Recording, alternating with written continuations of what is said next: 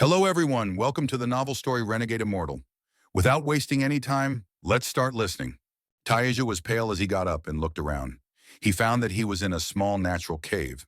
The sunlight peered in through the entrance of the cave, revealing a floor covered with the bones of birds and animals. On the wall behind him was a black hole the size of a fist. He couldn't tell how deep this little hole was, but on closer inspection, one mystery was solved. The pulling force that sucked him into the cave earlier came from this hole. The animals that those scattered bones had belonged to were sucked in just like he had been. The suction from the hole must be spontaneous. The moment he appeared in front of this cave during his fall, the mysterious hole pulled him in and saved his life. Taiju, enduring the agony of his right arm, was about to walk out of the cave when the bones on the ground suddenly started moving toward the hole. He quickly rolled to the corner of the cave without a moment's delay as he felt the wind behind him. The unimaginable sucking force suddenly came from the little hole. All the bones rattled as they flew toward the hole. Some of the bigger bones were stuck on the wall blocking the little hole. At that moment, a bird was sucked in as it flew by the cave's entrance. It whizzed through the air until it splattered against the cave wall. After about an hour, the force stopped pulling. Wang Lin stared in horror at the corpse of the recently deceased bird.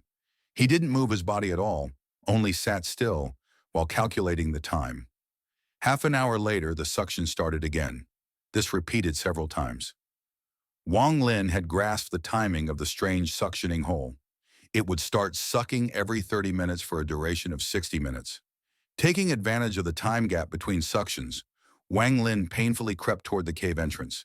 As he looked below, he couldn't help but reveal a bitter smile. Below him was a jungle, and the barely visible ground was covered with rocks. The cliff was very steep. There was no way for him to climb down with his broken arm. The distance from the ground measured more than a few dozen meters. If he tried to jump down, it would definitely be the end. The bag filled with food was left at the top of the mountain with no way for him to retrieve it. Right now, food was the most important problem he needed to solve. As he was pondering, he suddenly remembered the suction time and rushed back to the corner of the cave. Time in the outside world seemed to pass by quickly. Wang Lin could feel his body grow weaker and weaker. He had no feeling in his arm. It was completely numb. He smiled bitter as he said to himself, "Being stuck here means a slow death, but jumping down would be instant death." He looked at the bloody corpse of the bird that was sucked in earlier. With a bit of hesitation, he walked over, picked it up, and reluctantly took a bite. The taste was appalling. He exhaled as the raw meat in his mouth flooded his senses, but then continued to eat it. He barely chewed the meat, opting to just swallow it nearly whole. Taiju felt warmth enter his stomach as it churned. He ate the bird quickly in big bites, then he stood up and took a deep breath to keep himself from puking it all out. He tossed the remains of the bird to the side and sat down against the cave wall. His mind wandered, one moment thinking about his parents, one moment thinking of his fourth uncle, one moment thinking about the mocking faces of his relatives, and one moment he even thought about the cold eyes of the middle-aged man in black from the Heng Yue sect. In a trance, Wang Lin looked at the half-eaten bird corpse. Without batting an eye, he picked up the corpse for a closer inspection. He saw that within the bird's corpse there was a red bead the size of a baby's first. He was very surprised as he took it out of the carcass. Why was there a bead in this bird's body? Wang Lin's heart was pounding as he thought of a book the teacher in his village had once shown him. Some animals live to be much older, and that something called a dantian will form within their body. If one were to eat a dantian, their life would be prolonged and their strength would increase. Even limbs that had been cut off would grow back. When he saw that description, he didn't believe it and secretly scoffed at it. But now he couldn't help but to believe in myths and legends a little more after meeting immortals. Wang Lin's heart was pounding hard enough to fly out of his chest. If this bead was really the dantian described in the book, then eating it would not only heal his injuries quickly, but it would also make it easy to leave this place. Even passing the test to join the Heng Yue sect should be possible. At least he would be able to pass the perseverance test. But the bead was very hard. It didn't seem edible. He used some of the ragged cloth on his body to wipe it clean, restoring its original color. A gray bead with 5 clouds carved on it was revealed. It looked very old. Wang Lin was very disappointed. Unwilling to give up, He gave the bead a bite, then silently laughed at himself. Taiju, you are too delusional. How could some random bird that just happened to fly by have a dantian? Wang Lin sighed. It was already dark outside. He felt weary and fell asleep with the bead by his side and animal bones covering the floor. Since it is fall right now, the temperature dropped very quickly, especially in the mountain area. The cold air entered Wang Lin's body. He curled up, and the night passed by quickly. The next morning, sunlight peered in from the outside of the cave as the sun rose. A few drops of sparkling dew secreted from the bead by Wang Lin's side. As the dew gathered, it dripped onto the bones nearby. After a while, Wang Lin woke up. Not only was his arm still swollen, its condition seemed to have gotten worse. Wang Lin sat on the floor, feeling very depressed. Wang Lin muttered to himself, "Am I going to be stuck here my whole life?" He slowly turned his head and noticed the dew that accumulated on the bones. Since he was thirsty, he carefully picked up a few bones and licked the dew off them. The sweetness of the dew was quite good. He couldn't tell if he was imagining it, but his whole body felt warm and comfortable after drinking some, especially the injury on his arm. There was feeling of comfort and itching as the swelling lessened. Wang Lin rubbed his eyes and closely looked at his arm. The swelling had indeed gone down. He quickly looked at the bones around him, but wasn't able to find any more with dew on them. At that moment, he suddenly noticed the bead and saw drops of dew on it. He remembered that all the bones that had dew on them were next to the bead. He gently picked up the bead, with his heart pounding, and rolled the bead on his arm to evenly spreading out the dew. Waves of cool and refreshing feelings came from the arm. Wang Lin stared at his arm without batting an eye. After a while, his eyes lit up. The swelling from the arm had gone down. He tried waving his arm. While there was still some pain, it wasn't a big deal.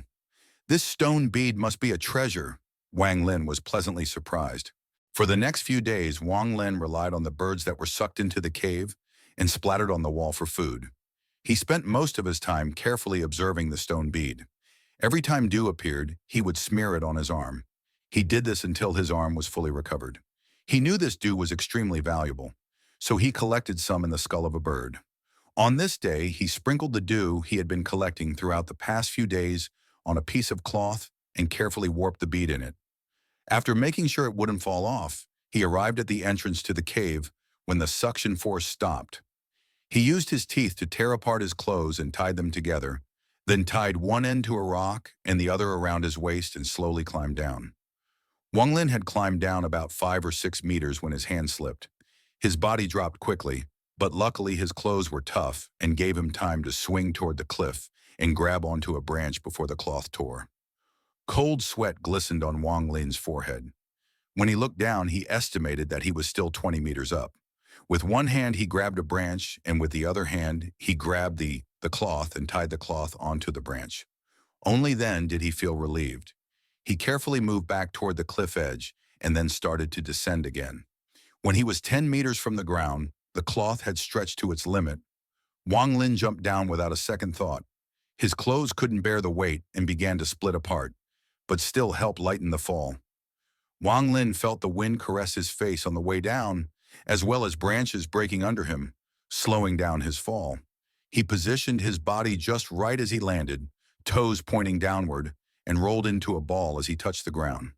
The ground felt like a stone knife that pierced his body, creating various deep cuts, especially a cut on this leg. It was so deep that you could see the bones. Wang Lin, with blurry vision, gasped for breath. He struggled to put the cloth that was around his neck that contained the bead into his mouth and suck some dew that was in the cloth. After a while, he struggled to sit up and, with trembling hands, took the cloth and squeezed it above the wound on his leg as a few drops of dew came out. A cool feeling emitted from the place the wound was. After having done all this, Wang Lin fell to the ground and prayed for no beast to attack him before he recovered. At that moment, he heard a shout from the distance. "Taiju, where are you?" Wang Lin was stunned. He listened closely and realized that it was his dad's voice. Without time to think, he used all the strength left in his body to shout, "Dad, I'm here!" A rainbow approached from the distance. It circled around the cliff near Wang Lin for a while, then descended. A sword of light came down and dissipated, revealing a Heng Yue sect disciple with Wang Lin's father in his arm, frowning at Wang Lin. When Tieju's father saw his son, he immediately burst into tears. He ran up to Wang Lin and hugged him.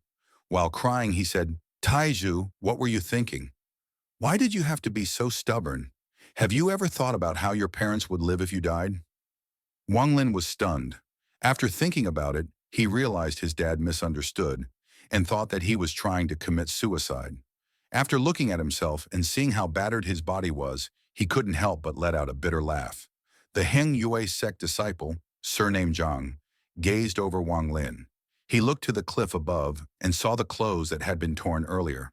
With a few leaps, he climbed up until he reached the cave. He felt a force try to suck him in and showed a surprised expression. However, he quickly recovered and jumped down like the force was no big deal. He said lowly, "Your kid wanted to suicide but was saved by this natural suction force from the cave. Now that Wang Lin has been found, let's go back to the sect and have the elder make a decision." The Heng Yue sect disciple rolled his sleeves, grabbed the father-son duo, and quickly left that place. After a while, they arrived at the foot of the mountain of the Heng Yue sect, then climbed the steps and approached the peak. Coming back here like this caused Wang Lin to have mixed feelings. At the peak, there were many people with ugly expressions. The disciple Zhang quickly went up to one of them and whispered something. The old man's brow wrinkled and said with a cold voice, "Since the person was found, send him to the guest room to reunite him with his mother." In the room, when Wang Lin's mother saw her son, she immediately burst into tears and ran up to hug him.